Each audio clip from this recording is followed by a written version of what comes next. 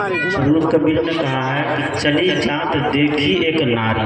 ध्यान दीजिएगा, बोलिए सदगुरुदेव की जय। पर गागर ऊपर पनिहारी, चली जात वह बाटा ही बाटा, सोवन हार के ऊपर खाटा।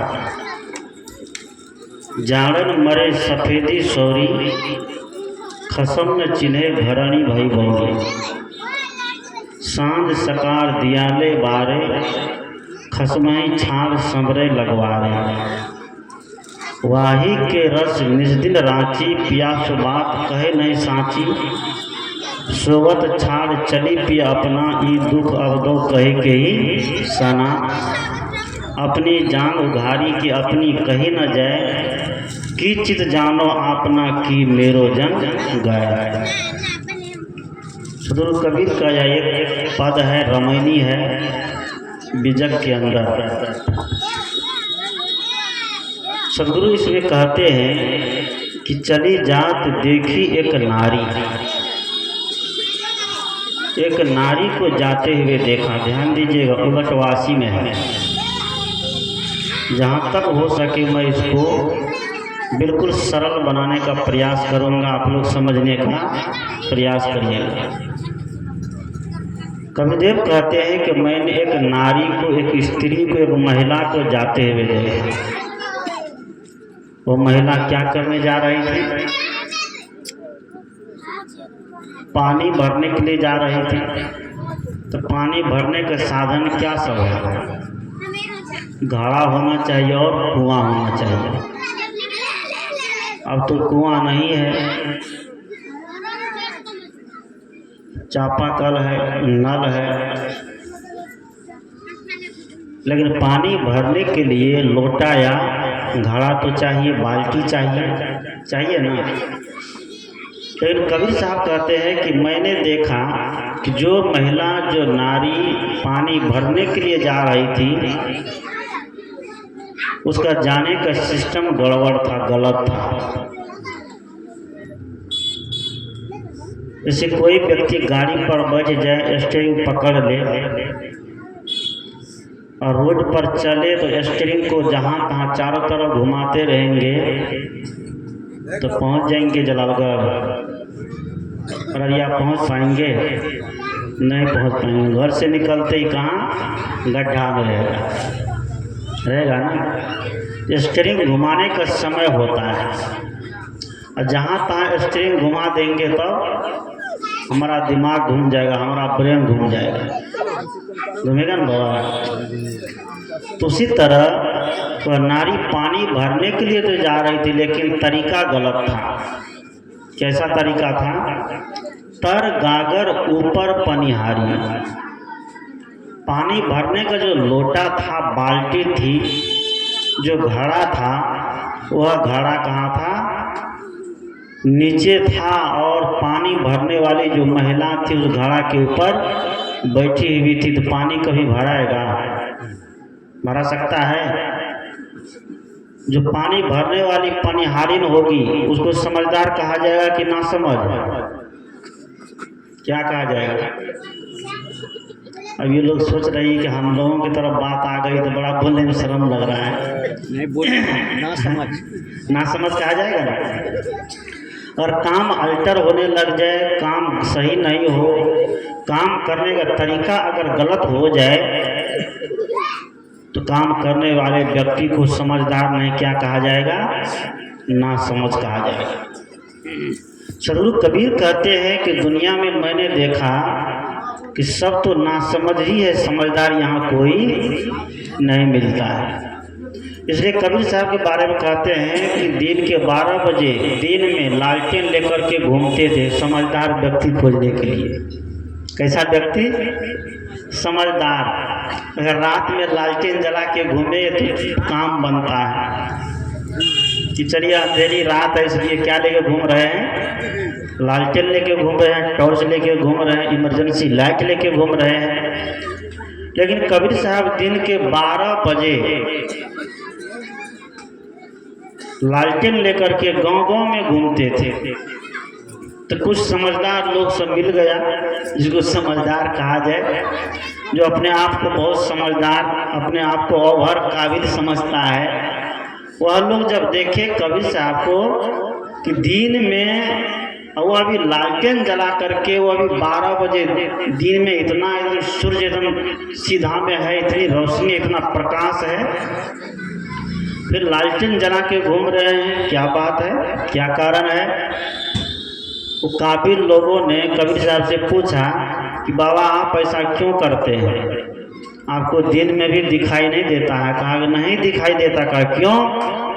कहा कि हम समझदार लोग खोज रहे हैं। किसको खोज रहे हैं? समझदार लोग को खोज रहे हैं। लोग तो बहुत है, आदमी तो बहुत है, समझदार नारी को खोजते हैं, समझदार स्त्री को खोजते हैं, समझदार पुरुष को खोजते हैं, लेकिन नहीं मिल रहा। इसलिए हमको दिन में भी क्या जलाना पड़ गया? लालटेन जलाना पड़ गया। सदगुरु कहते हैं कि तर गागर ऊपर पनिहारी नहीं। इस भाव को हम समझें, गगरी क्या है और पनिहारिन कौन है? पनिहारिन है हमारी ये मनोवृत्ति। कौन है? बात को समझ रहे हैं ना? उलटवासी में है। पनिहारिन कौन है? हमारी मनोवृत्ति है। और गगरी कौन है? ये हमारा शरीर है। कौन है? ये हमारा शरीर गागर है, घड़ा है, और शरीर के अंदर निवास करने वाली जो मनोवृत्ति है, और आप लोग कहिएगा मनोवृत्ति किसको कहते हैं? मनोवृत्ति कहते हैं कि मन का जहाँ तक दौड़ है। वृत्त कहते हैं घेरा को, चारों तरफ से घिरे हुए क्षेत्र को क्या कहते हैं? वृत्त कहते हैं। जो लोग पढ़े लिखे हैं, मैथमेटिक्स पढ़ते हैं, उनको पता होगा कि चारों तरफ से घिरे हुए क्षेत्र को क्या कहते हैं? वृत्त कहते हैं। सदगुरु कहते हैं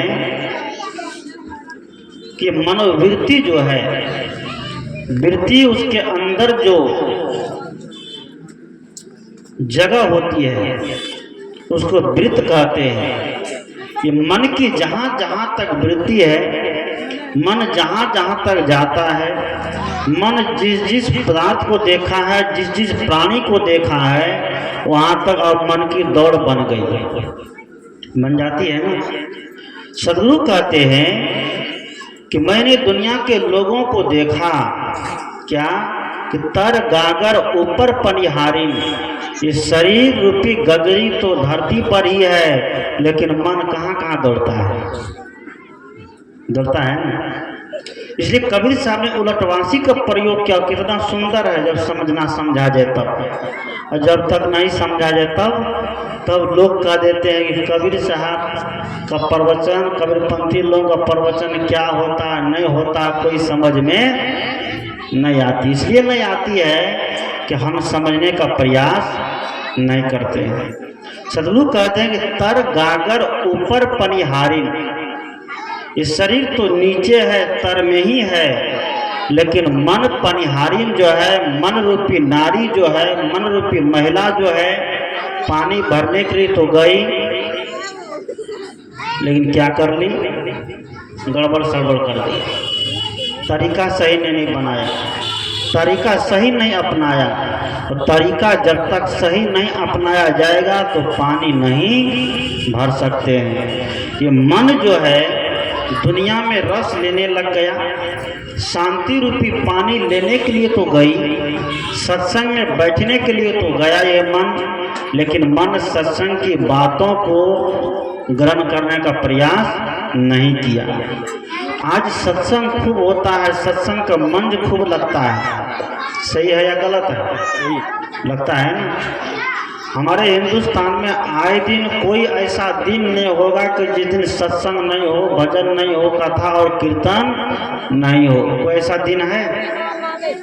सब दिन यहाँ सत्संग भजन कथा कीर्तन होते हैं। लेकिन सदगुरु कहते हैं कि जितना सत्संग हो रहा है, जितना धर्म बढ़ रहा है, जितना कथा और कीर्तन बढ़ते जा रहे हैं, आज मनुष्य समझदार हो रहा है कि ना समझ हो रहा है? समझदार हो रहा है। क्या हो रहा है? ना समझ, समझदार नहीं हो रहा है। ना समझ। ठीक है। अगर व्यक्ति समझदार हो जाता, अगर व्यक्ति समझदार हो जाता तो नीतीश कुमार को शराब बंद नहीं करवाना पड़ता। सही या गलत? अगर व्यक्ति समझदार हो जाता तो साधु महात्मा को मंच लगाने की जरूरत नहीं पड़ती। सही या गलत? सही बात है ना? अगर व्यक्ति समझदार हो जाता तो अपने जीवन को बर्बाद करने के लिए नशा नहीं करता, बीड़ी नहीं पीता, सिगरेट नहीं पीता। अगर व्यक्ति समझदार हो जाता, हमारी माताएं समझदार हो जाती तो गोतनी गोतनी में झोटा झोटी नहीं चलता, ननद भौजाओं में झगड़ा नहीं होता, भाई भाई में द्वेष नहीं होता। सही या गलत है? इसलिए सब लोग कहते हैं कि आज समझदार होने की जरूरत है। आप कबीरपंथी कितना हो जाते हैं, आप सतमत वाला कितना हो जाते हैं, आप जैनी और रामानंदी कितना हो जाते हैं, आप जागा जागा महादेव के चेला कितने हो जाते हैं, इसका कोई मायने नहीं है। मैंने इस बात का है कि आप समझदार कितना हो जाते हैं। किसका मायने होना चाहिए? समझदार का कि कबीरपंथी का कि संत मत वालों का कि रामानंदी का? किसका होना चाहिए? समझदार का। अगर एक समझदार व्यक्ति होगा तो पूरे समाज को क्या करेगा? समझाने का काम करेगा कि बिगाड़ने का काम करेगा? कुंजी करते ही समझाने का काम करेगा, बिगाड़ने का काम नहीं करेगा। लेकिन एक बिगाड़ानंद अगर समाज में हो जाएगा तो पूरा समाज को क्या करेगा? सुने ना बिगाड़ानंद की कहानी? सुने हैं? हाँ, सब सुन लिए यार? अगर समाज में एक बिगाड़ानंद हो जाए तो समाज क्या हो जाएगा? बिगड़ करके रह जाएगा। उस समाज को सुधरने का कोई रास्ता वो दे ही नहीं सकता है। उस बिगाड़ानंद की बात आप लोग सुनते हैं, शुरू में मैं कह देता हूँ, कई बार सुनाया हूँ। एक बिगाड़ानंद नाम का आदमी था और उसका काम था सबका काम बिगाड़ना, और जो जैसा काम करता है तो उसका वैसा नाम दे देता।